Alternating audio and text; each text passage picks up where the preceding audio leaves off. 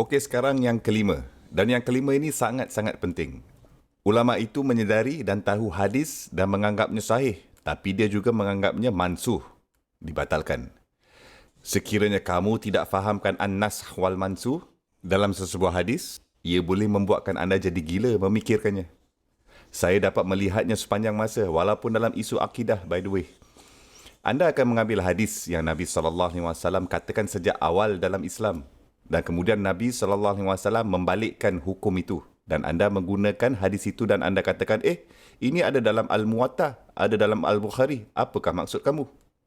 Dan itu adalah masalah yang sangat serius. Jadi sebagai contoh, dulu perlu membuat wuduk setelah makan sesuatu yang dimasak dengan api.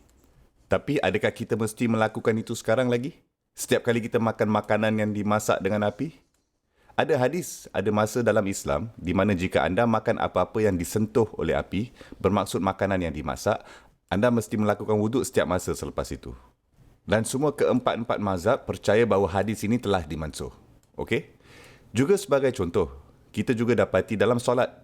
Abu Hurairah radhiyallahu anhu mengatakan bahawa ketika solat pertama kali diwajibkan, ketika solat pertama kalinya dibuatkan jadi fard, dia mengatakan bahawa kita dibenarkan bersembang semasa berada dalam solat.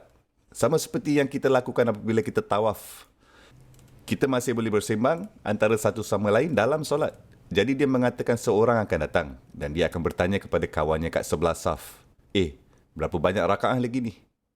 Bolehkah anda bayangkan itu? Assalamualaikum, ini rakaat yang keberapa?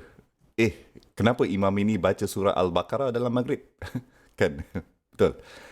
Maksudnya ialah mereka boleh bersembang antara satu sama lain. Tapi taklah sembang panjang lebar. Seperti di tawaf, anda mendapat beberapa orang bersembang dengan handphone mereka keseluruhan tawaf. Okey, anda mempunyai beberapa orang yang akan bertanya, berapa rakaat lagi? Berapa rakaat yang kita dah buat? Mereka akan sembang beberapa perkara yang asas ini dalam solat. Tapi selain dari itu, ia menjadi keterlaluan.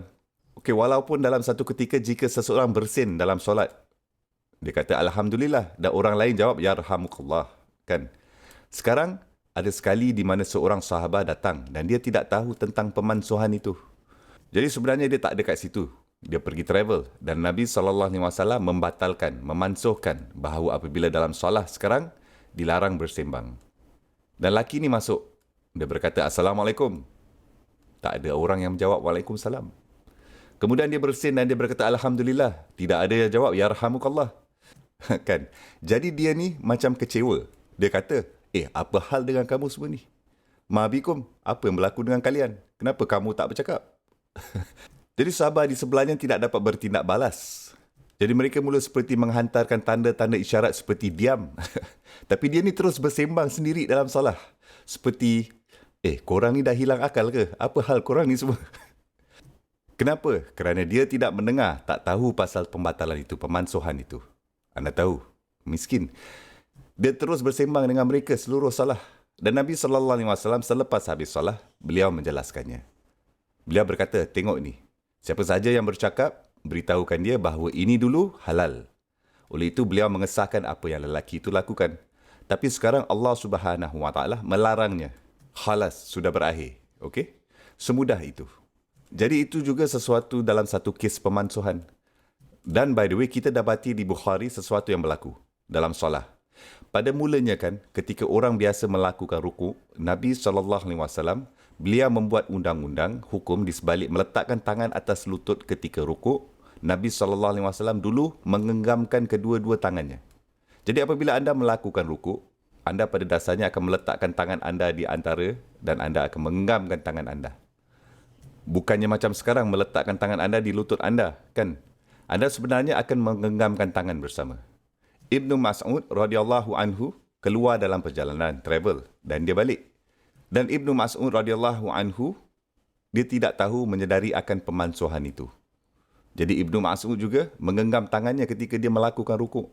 Dan kemudian dibuatkan jelas kepada Ibnu Mas'ud radhiyallahu taala anhu bahawa Nabi SAW sekarang suruh sahabat meletakkan tangan mereka di atas lutut. Jadi Ibnu Mas'ud radhiyallahu taala anhu bertindak ikut perintah.